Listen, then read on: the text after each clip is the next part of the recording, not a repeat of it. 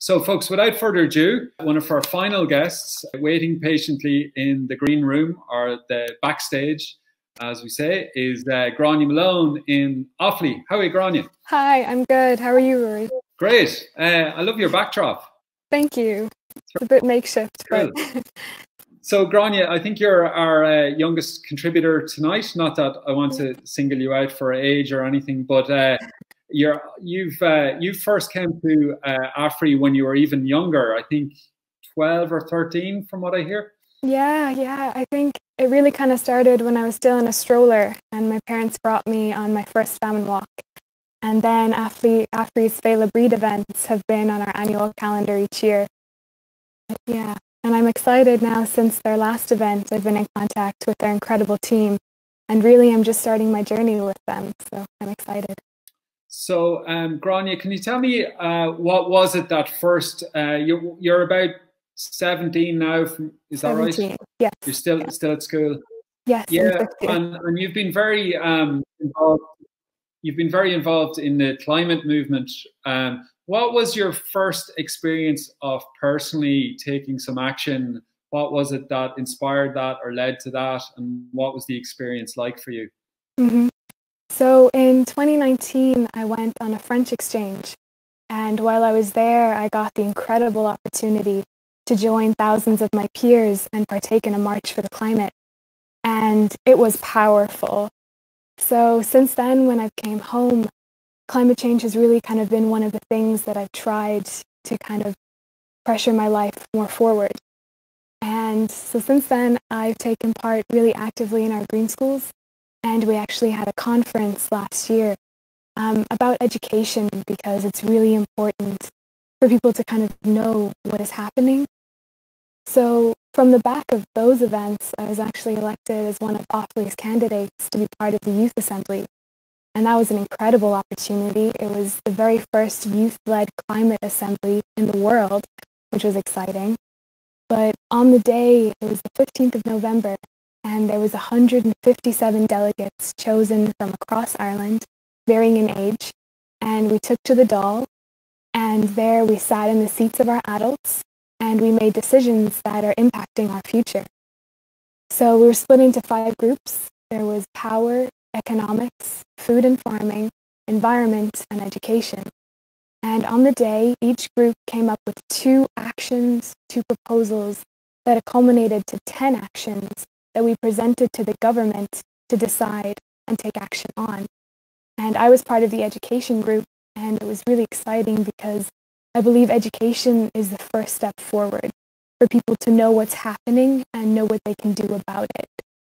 So the 10 proposals were exciting because they were actions from young people who see that something is happening to their future, but see that their future is threatened, and who have decided to take action on that. So that was an incredible day. And feedback-wise, we understand that the motions have been brought to the government and discussed, but we hadn't received any action or any feedback from there. And so, Gráinne, like the climate movement, particularly the youth-led climate movement, it's perhaps become one of the greatest movements in the history of humanity. And then it feels like COVID-19 and everything that's been happening in the last 2 or 3 months has, I mean, I'm certainly not hearing much about climate change. I am hearing a bit about ecosystems restoration and clearer skies and oceans, and I think that's to be celebrated. But do you feel that we're perhaps losing some momentum? Is there a risk there? Yeah, as Claire mentioned earlier, I think it is depressing that it has taken a pandemic for us to realize the extent of the damage that we're causing on our Earth. But it is essentially incredibly important to keep up the pressure after this pandemic that was there beforehand from all the youth voices, to keep up that pressure and to ensure that it grows stronger and that it doesn't fade out. Thanks, Gráinne.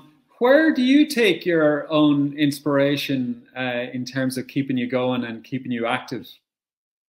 I think definitely my parents have been a big influence on my life, just from a young age, pointing out the injustices in the world and challenging me and encouraging me to question what's happening around me.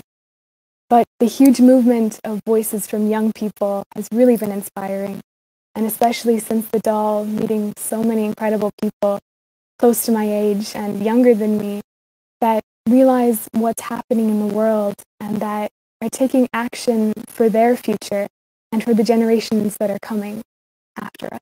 How do you think movements, you know, whether it be climate movements, human rights movements, direct provision, how do you feel that we can get more young people engaged or mobilized? It's not that they're not engaged, but sometimes I feel like you don't see enough young people around the table when decisions are getting made or when events are happening and so on. And we should next year have more young people and almost have a youth famine walk, if you like. But what do you think are some of the important ingredients in terms of engaging young people?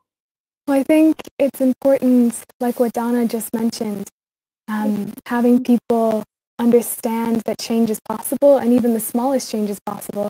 Because I think I really realized that after coming back from France and just realizing there are things I can do in my daily life that are going to make a difference. But realizing that change can happen in our daily lives, but also realizing that climate effects, even if we don't see them daily, that they're happening and that they're affecting other people around the globe. But for young people, I think it is important that we find courage from people who have spoken today to get involved in events and also for organizations to extend to have us be part of the conversation.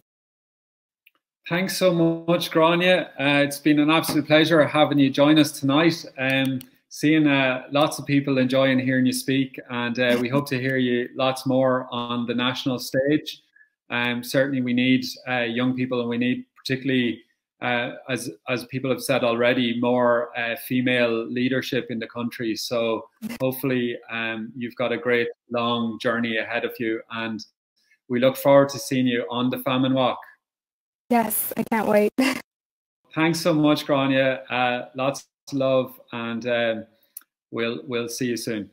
Thanks, Rory. Thanks everyone for listening in.